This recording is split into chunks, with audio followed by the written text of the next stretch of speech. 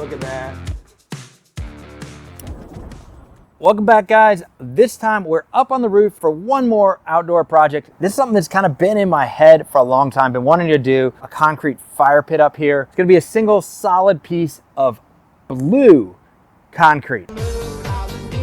I wanted to get this project in before we get back to the bathroom renovation because we've only got a few months of warm weather up here in Chicago, and by having a fire pit, it'll extend the deck season into October, maybe a touch of November if we're lucky. So without further ado, let's go to the first step, which is making the melamine form. For the big piece, I'm gonna start by breaking it down on the track saw, then we're gonna head into the shop and cut the rest of it on the table saw.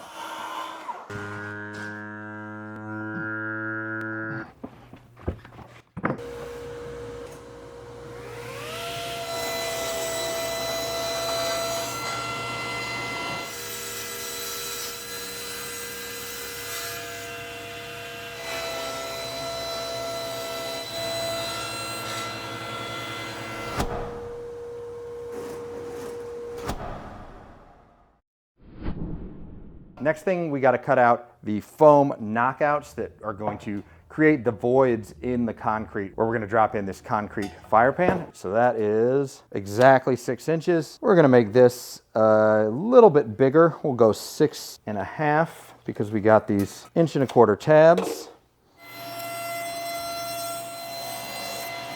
Just going to take this and use this to get the measurement. We're gonna just give ourselves, a little bit of wiggle room in both. So once you score it, it should snap pretty easily for you. Right here. Judo chop. And we got a nice knockout for the fire pit.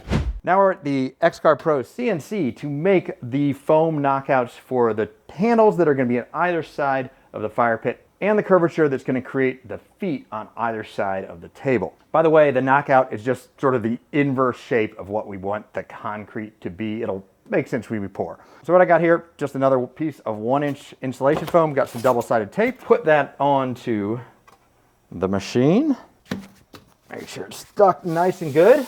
And then this thing will cut out some really, really pretty shapes. And we got the Inventables easel software here, which is like, if you're scared of CNC or digital fabrication, this is like super plug and play. You can just literally draw the shapes in here and then cut them out. It really is pretty simple.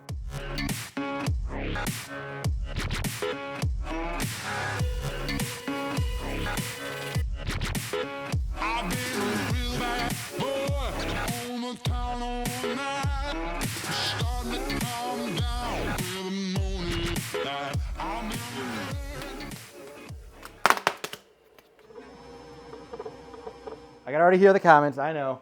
You saw it happening, same as I saw it. I cut the piece of foam too short. So, old adage, measure twice, cut once. Got me. I'm not gonna make you guys watch me cut that again. I'm just gonna do the CNC real quick off camera, and then we're going to head into the garage to assemble the form. Got the foam knockouts here, and all we gotta do now is use some electrical tape on the sides to make them waterproof. We're going to put the foam knockouts onto all the sides where they go, attach them with double-sided tape, then put the box together. I think it's easier to attach all the foam knockouts to the pieces when you just got them flat laying on the table rather than you made the box and you're kind of reaching inside and, just a little more complicated. So we put these in now, then after these are all attached, we put the 5 sides of the form together. Quicker to transfer the file over. Relink everything.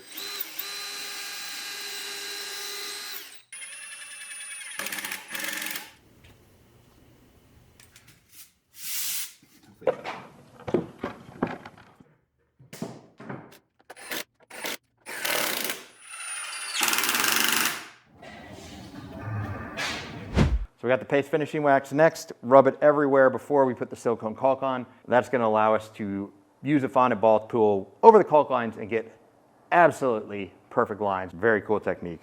Also, #satisfying.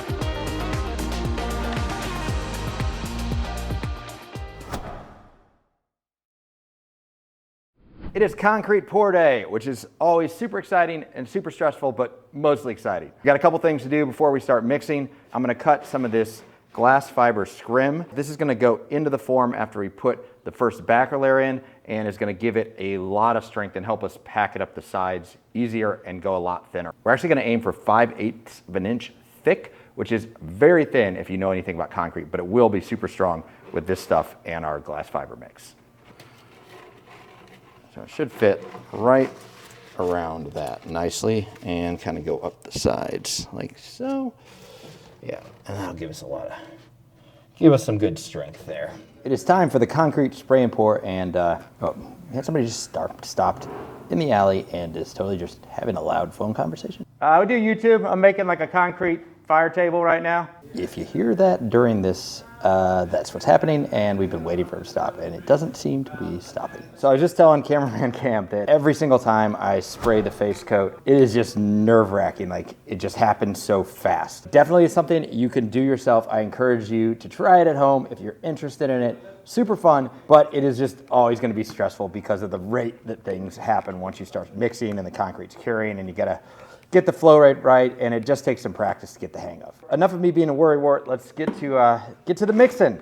Before we go further, a quick message from this video's amazing sponsor, BetterHelp, the world's leading online therapy platform. With a network of over 20,000 licensed therapists available for online therapy sessions, BetterHelp makes it affordable and convenient to find the perfect therapist for you. Now, this might surprise some of you, but I see a therapist a few times a year, and I generally consider myself a very happy person. After all, I get to wake up every morning to do a job I love and to share my passions with all of you. But I didn't get to this place overnight.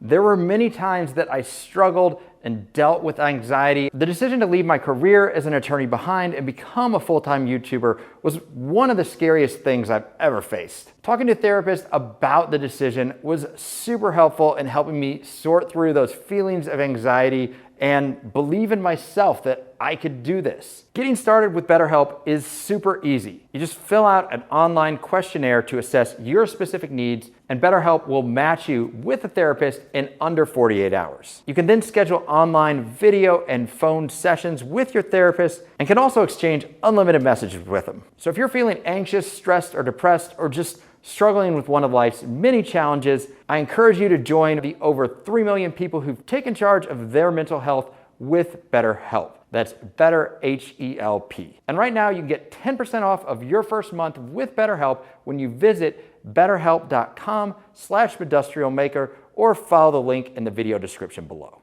Thanks again to BetterHelp for sponsoring this video and supporting this channel. And now let's get back into it. We're gonna start off by mixing the water.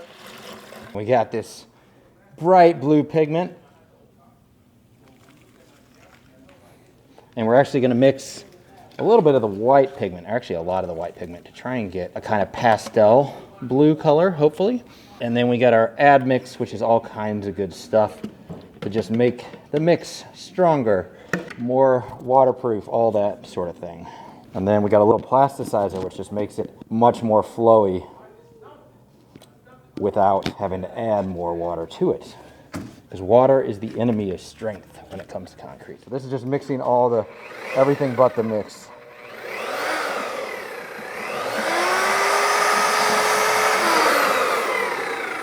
Oh, it looks like a pretty cool blue color. We can always go more blue later.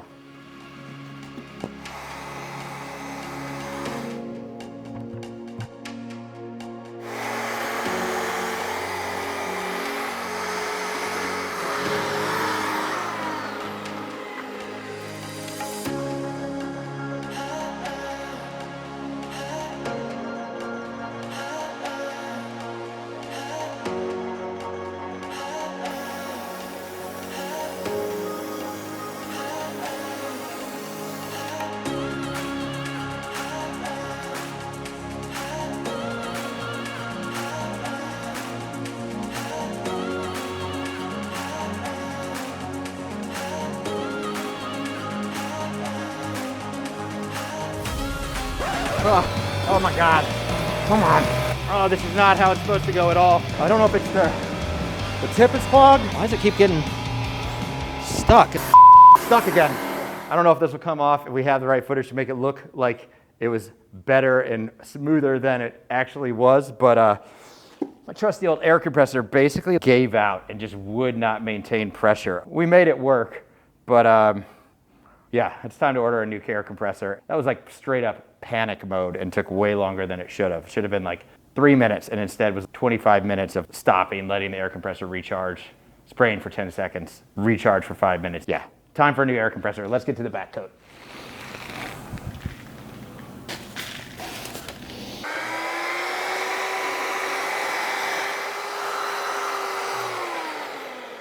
Okay. All right, now is the time where we channel our inner Michelangelo. I don't know, whoever was an old sculptor. So now you can see it's almost like Play-Doh with these fibers, and we're just gonna pack it in there and work it up the sides in about a 1/4 inch layer. Then we let that set up for a few minutes and then do a second one, and then we'll be done, finally.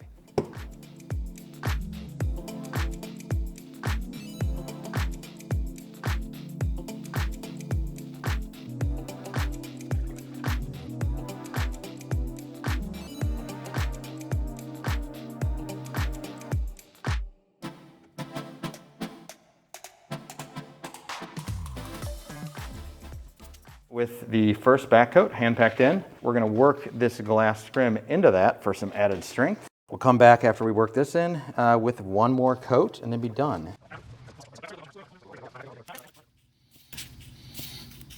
And you'll notice I always bring it up and over the sides when I'm hand packing it, because it always just inevitably, because of some slump, is gonna get thinner towards the top edge. So right now it's been curing about 14 hours, so it's hard, but probably only at like 60–70% of its final density. Right now, I can come back with this diamond blade and basically just cut off the excess concrete.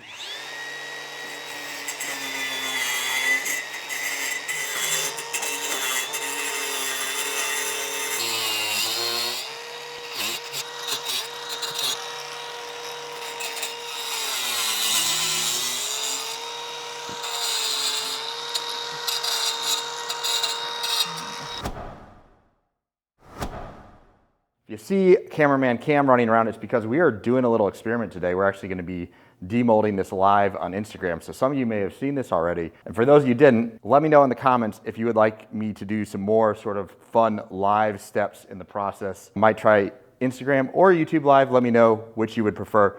But for demolding this, I'm excited and nervous all at the same time. I got this chunk of the face coat that we poured the excess into, and it looks really, really nice. We did have those issues spraying the face coat. I'm hoping it looks as good as that. We will find out when we take it out. It's concrete Christmas, so let's open our present.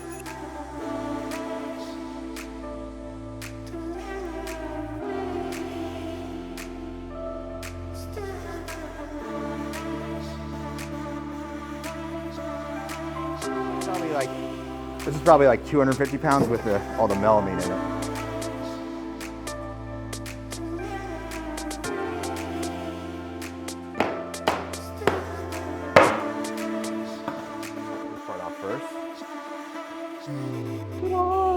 Ooh, look at that one. All right. That's gonna be really cool. Okay, so now all I'm doing is the sort of quick and dirty finishing technique for concrete.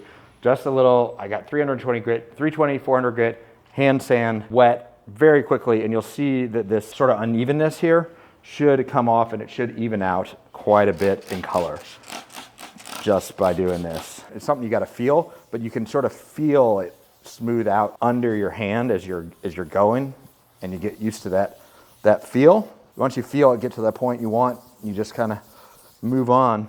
Just make sure we get those. All right, a little more space.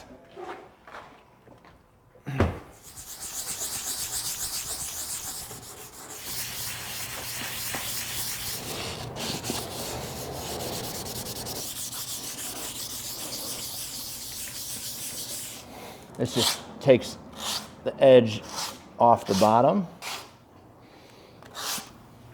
All right, so right here you can see this is the line where we have the mishap with the air compressor. We had to stop. That edge right there is right where we stopped spraying. You can see we did the corners up there. I'm totally fine with it. Like the top looks beautiful. It adds a little character. It's for my personal use. If you're making something like this for a client, you would probably be like putting this up on your Instagram stories for fire sale and making a new one for the client. Just wanted to point that out because, you know, it's not always perfect. And sometimes I think on YouTube, you kind of sometimes pretend it's more perfect than it is. But I'm very happy with this. So to seal this, I'm gonna go with Fishtone's U-Seal. It is a 2-part urethane finish, which means we're gonna mix it up, let it sit for about 20 minutes to fully react, and then we'll put it onto the fire pit with a roller.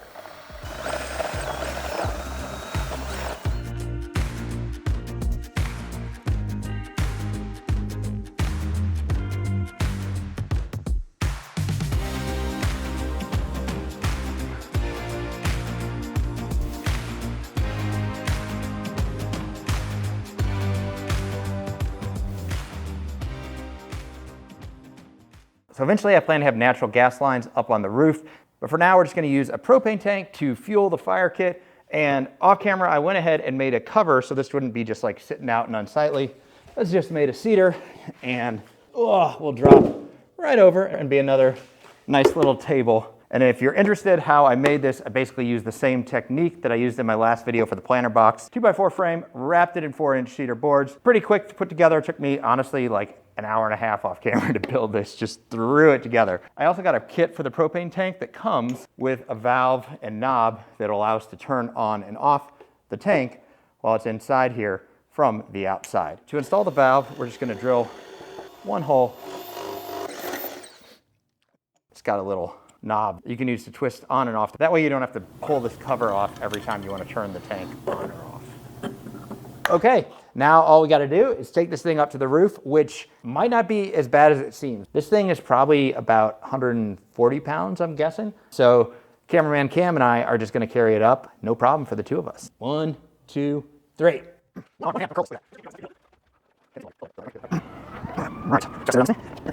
looks good. All right, so we got this handy fire pit kit. Kind of comes with everything you need to hook it up to just like a regular propane tank, which is kind of nice. All right. There she is. So we got a couple different kinds of fiberglass that it can go in there just to top it off. We got this black fiberglass and then a kind of a blue. I think actually we're gonna try a mix of them, but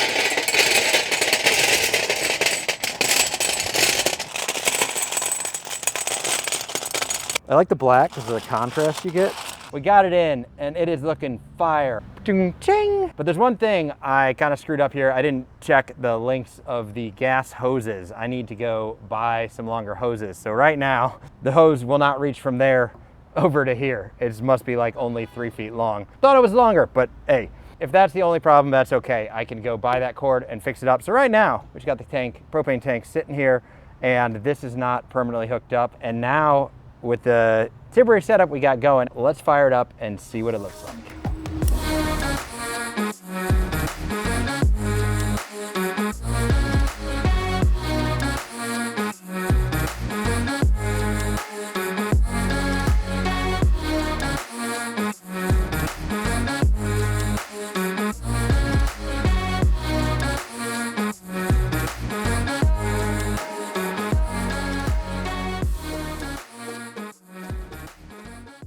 It's the middle of the summer. It's like 85 degrees right now, but come fall, this is gonna give me an extra month of use at least up here on the roof, and I'm super stoked about that.